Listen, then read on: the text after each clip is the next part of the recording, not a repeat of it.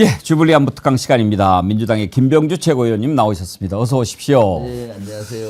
대선 정옥이라 바쁘실 텐데 네, 지금 경선이 계속되고 있는데 네. 뭐 예상은 했지만 이러다가는 이재명 후보가 90% 넘지 않겠냐 그런 예측이 나옵니다. 어떻게 보세요? 그럴 확률이 많죠. 사실 지난번에 충청권에서는 88% 나왔지만은 영남권에서는 90% 이상 나왔잖아요. 예. 영남권은 특히 김경수가 경남지사를 하고 해서 의미 있는 숫자가 나오지 않겠나 했는데 보니까 오히려 이재명 대표 후보께서 더 많이 나왔어요. 90%. 예. 그러니까 다음이 이제 호남과 수도권이기 때문에 뭐 90% 선은 유지가 되지 않을까 싶습니다. 사실 충청, 영남 먼저 하지 않았습니까? 이건 어떻게 보면 이제 만약에 팽팽한 구도였다면 이재명 후보한테 좀 불리할 수도 있는 편성이었거든요. 네, 그렇습니다. 왜냐하면 네. 충청은 김동연 후보 연고지고 네. 영남은 이제 김경수 전 그러니까요. 경남지사니까 네. 기선을 제압당할 수 있는 그런 편성이었기 때문에 그런데 이제 거기에서까지 90% 넘게 나왔으니까 어떻게 보면 한 수 접어주고 시작을 한 건데도 상당히 높게 나왔습니다. 그런데 이제 이렇게 높게 나오니까 이제 또 뭐 보수 매체 같은 데서는 이렇게 강한 권력을 어떻게 견제하나 뭐 이렇게 얘기를 또 하고 깎아내리려고 막 하더라고요. 네, 그렇죠. 90% 넘는 지지가 본선에 도움이 될 거라고 보십니까? 아니면은 반대가 될 거라고 보십니까? 전 도움이 된다고 봅니다. 사실 가장 선거에서나 뭐 평상시 당 운영에서 안 좋은 것이 분열이잖아요. 막 서로 이제 하는데 지금 이재명 후보는 90% 이상 나왔고 지난번에 당 대표 선출할 때도 88%였던가요? 5% 이상 나왔기 때문에 지금 그 강한 리더십을 통해서 위기를 돌파했잖아요. 12.3 내란도 이렇게 그런 것처럼 강한 리더십으로 당선이 최종 후보가 돼야 좀 더 경쟁력 문제에서는 전혀 문제가 없잖아요. 그렇기 때문에 저는 90% 이상 나오는 것은 그 도움이 된다고 보고요. 지금까지 어느 정치인도 그러한 지지도로 최종 후보가 된 분은 없다. 그렇죠. 그만큼 세울 것 같아요. 네, 그만큼 이재명 대표의 리더십은 출중하다. 왜냐하면 이재명 대표 후보께서는 사실 비주류에서 이렇게 주류로 하고 아주 빠르게 당이나 당원의 지지도가 올라갔잖아요. 그만큼 성과를 통해서 올라간 것이고 또 자기가 그 반사체가 아니라 스스로 발광체가 돼서 우뚝 선 거 아니겠습니까? 네. 이렇게 이제 압도적으로 가니까 혹시 두 후보가 김동연 후보나 김경수 후보가 중간에 이렇게 포기하지 않을까 그런 관측도 있는데 끝까지 완주할 거라고 보십니까? 저는 뭐 완주할 거라고 봅니다. 이미 중반을 넘었고요. 이번 주말에 토요일, 일요일에 결판이 나지 않습니까? 여기 끝까지 또 완주해야죠. 한번 이렇게. 아름답게 했으면. 유종의 미를 거둬야죠. 네. 그래서 하나가 되는 모습을 보이고. 네, 그렇습니다. 그리고 다행스러운 거는 경선에서 이번 경선은 아주 페어플레이 경선이 되고 있고 또 후보 간의 상호 후보를 칭찬해 주면서 격려하고 정책으로 경쟁하는 모습을 보이고 있어서 아주 보기가 좋습니다. 예. 네. 정말 지난번 토론 보니까 품격이 느껴지더라고요. 네. 토론이 한 번 더 있나요? 한 번 더 있는 걸로 알고 있습니다. 네. 아주 뭐 그런 토론을 좀 많이 보여줘야 민주당이 제대로 집권에 대비하고 있구나. 네. 어떤 후보가 나와도 민주당은 준비가 돼 있구나. 이런 걸 국민들이 느끼게 되니까요. 네, 그렇죠. 네. 뭐 국민의힘에서 하는 거 보면은 뭐 워낙 그런 사정이 있는 집안인 것은 알지만 좀 한심하다는 생각은 듭니다. 그렇죠. 완전 봉숭아 학당 같고 정치의 질을 떨어뜨리고 있지 않습니까? 특히 그 대선 경선 토론회인데 인신공격을 막 일삼고 뭐 보정 속옷을 입은 느리 키높이니 뭐 서로 또 바퀴벌레가 되고 있어요. 네. 그리고 또 뭐 재미있게 한다면서 밸런스 게임에는 바퀴벌레나 자동차 바퀴냐 스스로가 자동차 바퀴나 바퀴벌레라는 걸 자인하는 건지 몰라도 항상 사람들은 자기 듣고 싶은 것만 듣고 보고 싶은 것만 보고 말하고 싶은 것만 말하고 자기의 입장에서 하잖아요. 그러니까 늘 그러한 생각을 하는 것 같아요. 바퀴벌레 수준. 근데 이제 그렇게 바퀴벌레 싸움이 되다 보니까 한덕수 얘기가 이제 계속 나오지 않습니까? 네, 오늘 지금 오전에는 고건 전 총리, 손학규 전 대표, 김만복 전 국정원장 뭐 이런 사람들이 모여가지고 한덕수 대통령 후보 추대위원회를 결성을 했다고 그러는데 들으셨나요? 네네. 그분들은 왜 그럴까요? 글쎄요, 뭐 항상 어디선가 조정을 받았을 수 있겠죠. 지금 이건 한덕수 자가발전이라고 보십니까 혹시?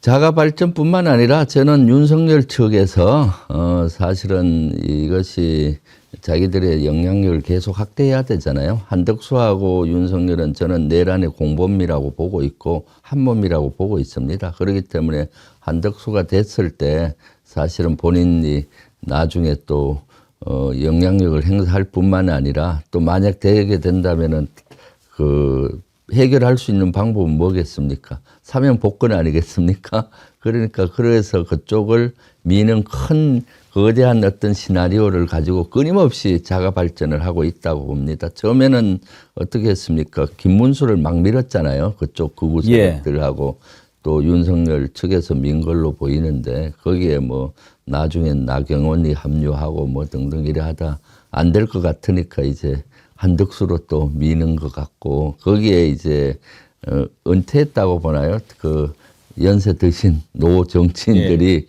거기에 이제 부하 내동해서 이렇게 스피커 역할을 하려고 하는 것 같은데 그것은 큰 효과 없을 거라고 봅니다. 네. 근데 문제는 한덕수가 자기 입장을 명확히 안 밝히고 심지어 안 밝히는 것도 아니죠. 노코멘트라고 하는 것은 정치적으로는 예스라고 하는 얘기 아닙니까? 네, 그렇죠. 외신 기자 질문에 노코멘트라고 말하면서까지 이렇게 하고 있는데 문제는 한덕수가 지금 대행 아닙니까? 네. 그러면은 공정한 대선 관리를 해야 되는데 심판을 해야 될 사람이 이런 짓을 하고 있으면 그건 안 되는 거 아닙니까? 당연하죠. 사실 권한대행이 가장 큰 임무가 뭡니까? 이러한 공백기간, 국정공격기간을 잘 안정적으로 관리하고 공정한 선거 관리를 해야 되는데 본인이 프레이로 뛰겠다고 계속 저렇게 연기를 피우고 있지 않습니까? 저런 것은 진짜 있을 수 없는 일이죠. 그러면서 뭐 출마설을 피우기도 하고 마치 출마를 위해서 국익조차도 내버리고 있는 그런 형국을 하고 있지 않습니까? 지금 예를 들어서 미국과 간세 협상을 앞두고 본인이 전술을 다 얘기해버리고 또 오버페이스를 너무 하잖아요. 예를 들면 방위비 분담금 협상할 수 있다는데 방위비 분담금 협상은 이미 한미가 끝난 일이에요.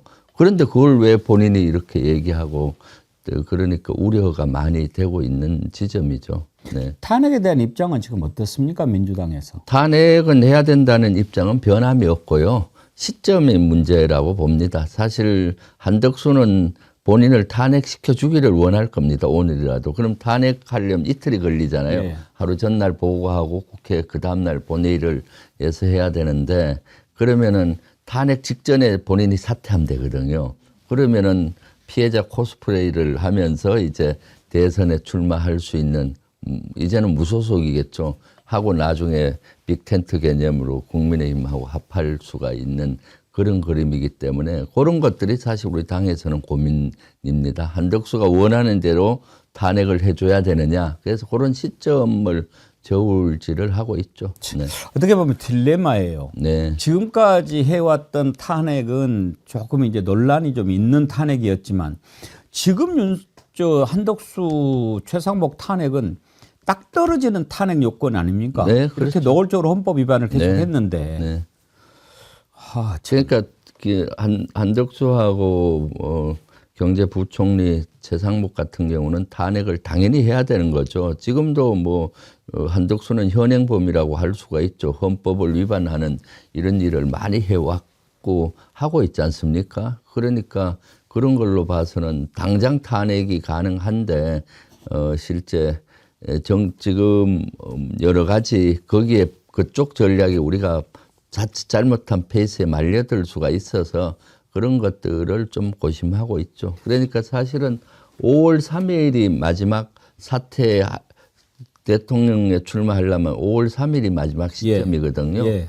그래서 그때까지는 좀 더 잘 지켜봐야 된다고 저는 봐요. 그때까지 어느 시점이 적절한 시점이냐. 네. 그러면은 왜 탄핵을 하지 않느냐 이렇게 좀 애타하는 국민들한테 김명주 최고위원님께서 우리 민주당을 믿고 맡겨주십시오. 그렇게 얘기하실 수 있습니까? 네, 네, 그렇습니다. 지금 뭐 우리 민주당에서 한덕수 탄핵에 대해서는 입장이 명확하고요. 그런데 모든 것은 시점이 중요하잖아요. 그리고 또 한덕수 측이나 구구 국민의힘의 페이스에 말려들었다가는 또 어렵고, 사실은 내란 종식을 하려면 대선 승리를, 압도적인 대선 승리를 해야 내란 종식이 가능하지 않습니까?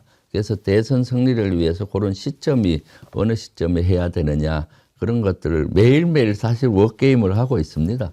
그래, 네. 알겠습니다. 그러면 믿고 지켜보겠습니다만은 지금 많은 국민들은 네. 그리고 적어도 절반 이상은 한덕수 빨리 탄핵해야 된다라고 하는 여론이 훨씬 높다는 것은 좀 네, 알아주시기를 그렇습니다. 바랍니다. 그래서 사실 김민석 수석 최고가 지금 한덕수 공관이나 한덕수 총리 정부 청사 앞에서 1인 시위를 지금 계속하고 있거든요. 아, 그렇습니까? 네네, 아침에 계속하고 있고요. 하는 것은 이제 관세에 대한 협상, 손을 놔라, 또 출마하려면 지금 당장 사퇴해라, 또 출마에 대한 입장을 밝혀라, 뭐 이렇게 압박을 가하고 있고요. 거기에 1인 시위였다가 이제 많은 의원들이 또 같이 동참하고 있거든요. 그래서 최대한 한덕수 측을 좀 더 압박을 하고 있습니다. 네. 김민석 최고가 한덕수 노 코멘트 영어한 것에 대해 영어로 돌려주더라고요. 네. 불시시라고. 네.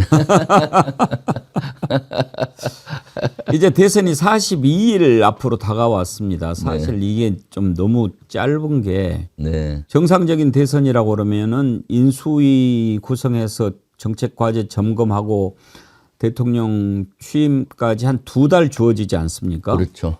그런데 지금 이제 대선 준비에도 정신이 없는데 시간이 40일 정도밖에 남지 않았으면 이게 양쪽으로 움직여야 되니까 너무나 힘들 것 같아요. 네. 일단 일반적으로 보면 인수위가 출범해서 큰 틀을 잡아야 될 시간으로 봤을 때 네. 준비하고 계시죠? 네. 뭐 많은 걸 준비 같이 하고 있죠. 오늘은 네. 안보특강이니까 네. 지금 민주당에서 어떻게 준비하고 있는가 이것을 공개하라는 말씀이 아니고 네. 김병주 최고위원님께서 생각하시는 말씀을 들어보면 네. 큰 방향을 우리가 알 수 있을 것 같아서 몇 가지 좀 여쭤보겠습니다. 네. 네. 지금 민주당의 현재 민주당의 대북 정책 기조는 무엇입니까? 아, 대북 기조요? 예. 그것은 뭐 지금까지 해왔듯이 저희들이 계속 밝힌 게 있죠. 대북 기조는 사실 북한에 지금 엄청나게 긴장이 올라가 있지 않습니까? 남북한에. 그래서 그 피해가 적경 지역 주민들에게 있고 또 우리 경제에도 영향을 미치기 때문에 긴장 완화를 해야 되는 거고요. 그러면서도 북한과 미국과 협력을 하는 가운데 트럼프 정부가 들어왔으니까 어떻게든 평화의 물꼬를 터면서 북한의 비핵화라든가 이런 걸 추진을 하려고 하고 있죠. 네, 그러한 것들은 저희들이 민주당이 이재명 후보가 대표 시절에도 그걸 사실 추진해 왔고요. 정권을 잡으면은 그런 것부터 시작을 해야 되겠죠. 네. 그러면 사실 이 문재인 정부 때는 평화적인 접근을 시도했는데 잘 안 된 측면이 있잖아요. 네. 그런데 이제 윤석열 3년 동안에는 완전히 적대적으로 돌아서 가지고 네. 안 붙었다 뿐이지 사실상 엄청난 긴장 상태였고 네. 그 상태를 바꿔야 된다고 생각하십니까? 네, 바꿔야죠. 그러면 평화 기조로 간다고 생각하면 될까요? 그러니까 어떻게든 평화의 물꼬를 터야죠. 대화부터 해야죠. 지금 예. 대화부터 꽉 막혀 있잖아요. 그러니까 대화 복원. 네, 일단은 뭐 통신망하고 대화 복원부터 시작을 해야 되는데 지금은 모든 게 막혀버려서 예를 들어서 우발적인 충돌이 나더라도 이것이 통화가 안 되니까 학대가 될 수가 있어요. 그러니까 되게 위험하잖아요. 그렇기 때문에 일단은 통신선 복원과 대화 복원부터 시작을 해야 된다고 보고요. 그리고 이제 평화의 물꼬는 우리만 갖고는 어려울 겁니다. 미국 트럼프 대통령이 또 그걸 하려고 하지 않습니까? 그럼 보조를 맞추어서 같이 설득을 해야 되고요. 그리고 이제 우크라이나 전쟁과 또 맞물려 있지 않습니까? 우크라이나 전쟁이 나면서 북한과 러시아가 동맹을 맺어서 이것은 우리에게 전략적으로 대단히 불리하거든요. 그래서 러시아와의 관계도 다시 복원을 하면서 러시아와 북한의 관계를 끊어야죠. 동맹 관계를. 그러면은 북한에 좀 더 고립이 되고 우리가 또 러시아의 경제적인 이런 길이 다시 열리는 거고요. 그런 여러 가지를 복합적으로 해야 된다고 봅니다. 그러면 이제 만약에 민주당 정부가 출범하게 되면 일단 기존의 긴장 상태를 어떻게 해서든지 해소하고 평화와 대화 복원으로 나간다. 이게 네. 대북 정책의 기조가 되겠군요. 뭐 저는 그렇게 될 거라고 예측을 하고요. 예. 물론 뭐 다 이제 최종 후보가 결정이 되면 후보 공약이나 이런 게 네, 나올 거 아니에요. 나오겠죠. 그런데도 그런 것들이 실일이라고 봅니다. 예. 네. 일본과는 어떻게 해야 될까요? 일본과는 뭐 사실 이재명 후보께서 최종 후보가 되면은 뭐 될 걸로 되지만은 당 대표 시절에 이미 몇 번 얘기를 했어요. 외교 관계에 있어서는 한꺼번에 백도하기 어렵다. 그래서 지금 일본과는 윤석열 정부에서 모든 걸 양보하면서 관계 개선을 했잖아요. 예. 그래서 관계 개선한 거에 대해서는 그대로 갖고 간다. 하지만 그동안 양보했던 분야, 역사 문제라든가 영토 문제 이런 것은 확실히 끊고 간다. 얘기를 해야 될 건 하지만은 지금 한일 간의 그 우호 관계라든가 경제 협력이나 문화 협력은 지속한다는 걸 얘기했고요. 그래서 한꺼번에 뭐 단절을 한다든가 외교는 그게 아니라 그 큰 흐름 속에서 윤 정권에서의 단점을 보강하는 수준으로 간다고 이재명 전 대표께서 대표 시절에 이미 밝힌 바가 있습니다. 아마 그렇게 가지 않을까 싶습니다. 네. 혹시 이재명 대표가 대표 시절에 미국 방문한 적이 있습니까? 대표 시절에는 가려고 한번 하다가 예. 못 갔죠. 네. 그랬군요. 네. 노무현 대통령 때는 대통령 되기 전까지 미국이라는 데를 한 번도 안 가보셨단 말이에요. 네. 그래가지고 상당히 이제 미국과 처음 이렇게 방문하고 한미 외교하는데 좀 어려움이 많았는데 네. 이재명 대표의 미국에 대한 생각은 좀 어떤 편입니까?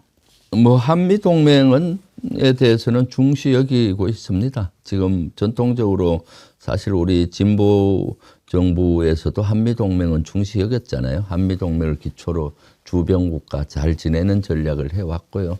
그런 생각은 이재명 대표께서도 대표 시절에 했었고요. 그렇기 때문에 아마 그런 기조를 유지하지 않을까 싶고 또 이번에는 처음에는 국회의원 돼서 2년 동안은 국방위를 하셨고 그렇죠. 이번 22대는 외통위를 하고 계세요. 그래서 벌써 1년 가까이 되잖아요. 외통위 하시면서 또 외교적인 이런 것도 많이 관심을 갖고 하셨기 때문에 제가 봤을 땐 이재명 대표께서 성남시장 경기도지사에서 국내파다 이런 이미지가 있는데 국회의원이 되시면서 취약했던 국방 외교 분야에서 상임위에 들어오셔서 활동을 같이 하고 계시기 때문에 외교적인 식견도 탁월하다고 저는 보고 있습니다. 국방위 외통위 여기에서 활동한 것도 나름 포석이었다고 볼 수 있겠네요. 네, 그거죠. 사실은 미리 공부하고 준비한 겁니다. 사실 이재명 대표께서 국회 처음 들어오셨을 때 상임위를 고민하실 때 제가 건유해서 국방위로 들어왔습니다. 제가 바로 전화해서 상임위 어디로 가시려고 하십니까 했더니 처음에는 뭐 이전 얘기할 수가 있잖아요. 한노위를 생각하신다더라고요. 한기영 노동위원회. 이 대표님 그땐 대표가 아니었죠. 거기는 이미 전문가신데 노동 전문가시고 환경은 뭐 기후 이런 거 대선 후보 때 보니까 전문가신데 그거 안 가셔도 됩니다. 국군 통수권자 안 하실 겁니까? 그러면 국방위를 오셔야 됩니다. 제가 오면은 확실히 같이 도와서 이렇게 하겠습니다. 저 말 듣고 국방위로 오셨어요. 아주 신의 한 수였네요. 그렇죠. 필요한 걸 잘하셨네요. 사실 이재명 대표께서 이 8.2 많이 장애가 다치셔서 있죠. 군 복무를 못 하시는 예. 거는 사실이잖아요. 그래서 그 어릴 때 프레스에 끼어가지고. 네네. 그래서 국방위를 건의했는데 다행스럽게 오셨고요. 그때 제가 그랬죠. 문재인 대통령께서도 국회의원 때 국방위 거쳐갔고 하다못해 박근혜도 국회의원 때 국방위를 거쳐갔다. 국방위 오셔야 됩니다. 하고 간곡히 설득을 몇 번 했었죠. 그랬더니 알겠다고. 그러시네요. 잘하셨네요. 네. 국방도 한번 여쭤보겠습니다. 지금 이제 이번 새 정부의 국방은 평소의 국방과는 전혀 다른 상황이 되지 않았습니까? 네, 그렇죠. 이게 이제 내란에 군인들이 동원되고 비상계엄으로 이렇게 피해를 사실 가해자지만 또 피해자인 측면도 그렇죠. 있지 두 가지 않습니까? 측면이 다 있죠. 네. 이런 것을 어떻게 마무리를 해가지고 강군으로 만드느냐 참 어려운 과제가 주어졌는데 네. 어떤 그림을 그리고 계십니까?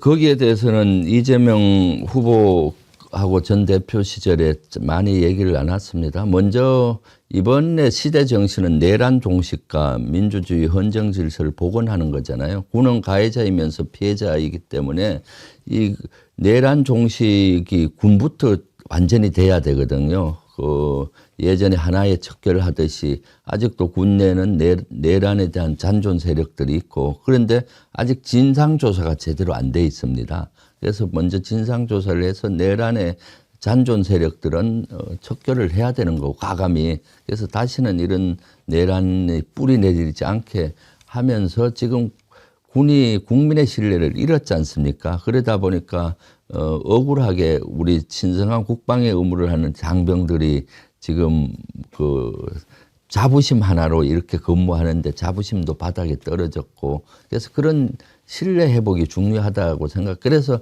신뢰 회복은 내란 종식을 정확히 하는 것부터 돼야 신뢰가 되는 거고요. 그런 가운데서 그것을 먼저 이루어야 되고 그런 가운데서 이제 미래지향적으로 가야 되는 거죠. 군개혁도 내란에 관여했던 부대들, 특전사, 소방사, 특히 방첩사, 정보사 개혁을 대대적으로 해서 다시는 정치적인 중립을 위반하지 않게 이렇게 시스템적으로도 해야 되고요.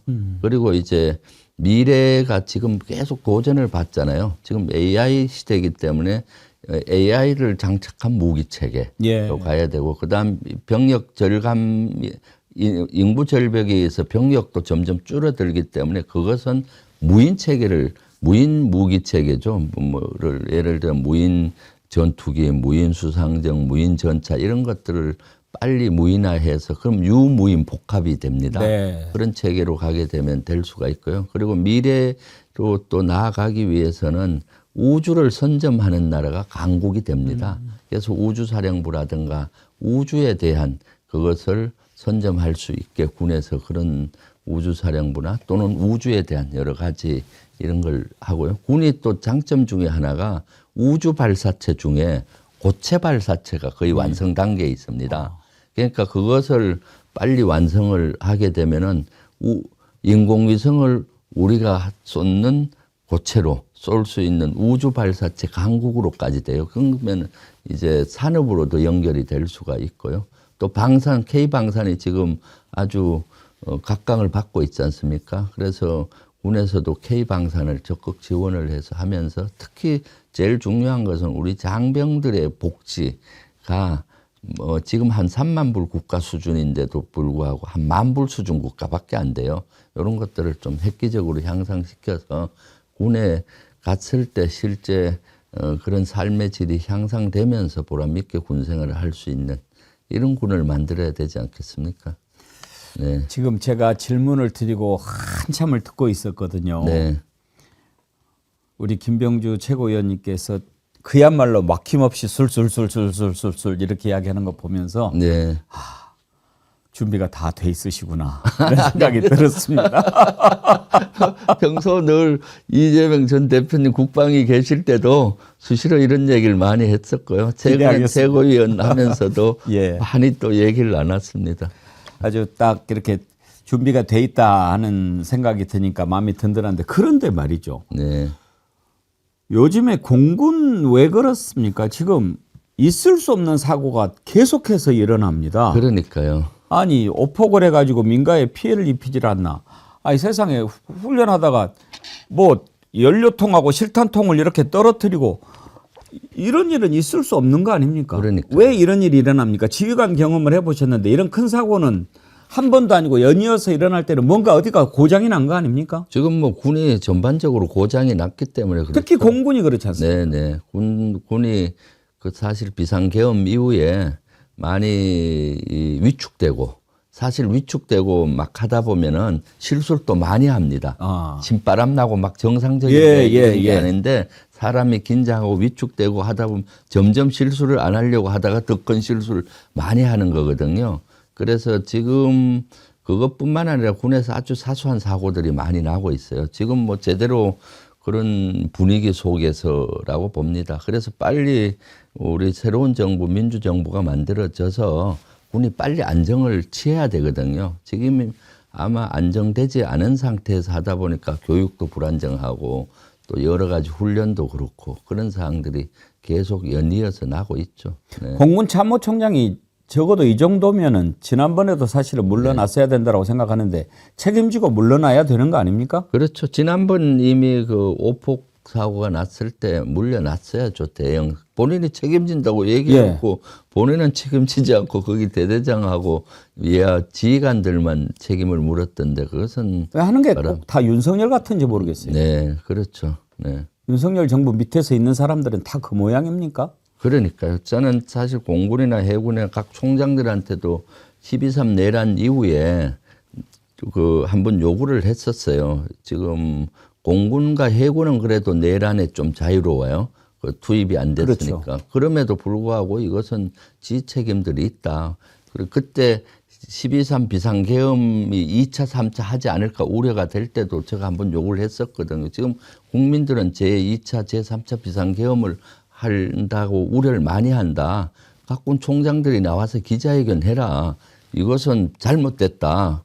그리고 사죄 드린다. 우리 공군은 또는 해군은 이런 일이 앞으로 임무 조짐 따르지 않겠다. 국민과 국가만 보고 가겠다. 뭐 이런 기자회견을 좀 해서 안심을 시켜야 되지 않느냐. 그런 기회를 주셨는데 네. 안 따랐어요? 예, 안 하더라고요. 보니까. 뭐 정치적인 뭐 상이라서 뭐 조심스럽다느니. 그래서 그때 제가 실망을 많이 했죠. 왜냐하면 육군 총장은 이미 잡혀갔고 그렇죠. 그 대상자고 육군은 이미 뭐 초상집이나 마찬가지잖아요. 그나마 정신 차리고 있는 데가 공군과 해군이고 공군 총장하고 그 해군 총장은 그래도 계엄으로부터 좀 자유로우니까 본인들이 나와서 얘기할 수 있거든요. 그렇게 요구한 적이 있었는데 결국 안 하더라고요. 그래서 그때 실망을 많이 했죠. 어리석은 자들이네요. 네. 아니, 그렇게 좋은 기회를 만들어 줬으면 네. 나와가지고 우리 군은 절대로 그런 것에 동원되지 않겠다. 국민만 바라보겠다. 네. 이야기할 수 있는 좋은 기회 아닙니까? 아, 그렇죠. 그러면 국민들이 얼마나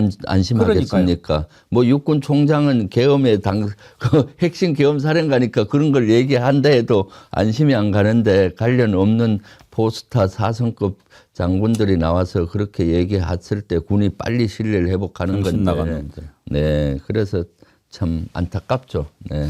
말 나온 김에 김선호 국방부 차관은 처음에는 좀 괜찮은가 봤는데 그 뒤로 이렇게 하는 거 보면은 여러 가지로 조금 아닌 것 같다 하는 생각이 들어요. 특히 박정훈 대령 같은 경우에요. 네. 지금 뭐 원래 자리도 없는 자리를 뭐 만들어 가지고 지금도 뭐 책상에 앉아가지고 하루 결제를 하나나 두 개 정도 그렇게 하고 있다는 겁니다. 네. 이거는 뭐 명예 회복도 아니고 제대로 일을 주는 것도 아니고 이거는 다 국방부 차관이 지금 대행이니까 책임 있는 거 아닙니까? 그렇죠. 일단 해병대 사령관이 그 인사권이 있고요. 예. 제대로 해병대 사령관이나 또는 해군 총장이 해야 되는데 그럼에도 불구하고 국방부 차관이 임무를 주면 제대로 된 보직을 할 수가 있거든요.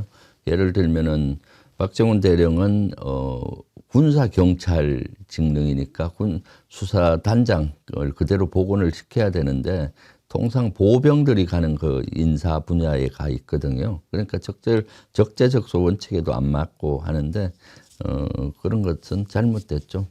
비정상을 정상화로 시켜야 된다고 보고요. 그것도 그나마 국방위에서 빨리 보직 줘라 한참 요구를 해서 그 보직을 준 겁니다, 사실은.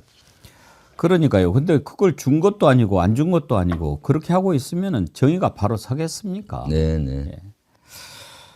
지금도 군 검찰이 항소를 했어요. 네. 그럼 1심에서 무죄 나왔으면 항소 포기하는 게 맞지 않습니까? 그렇죠. 네.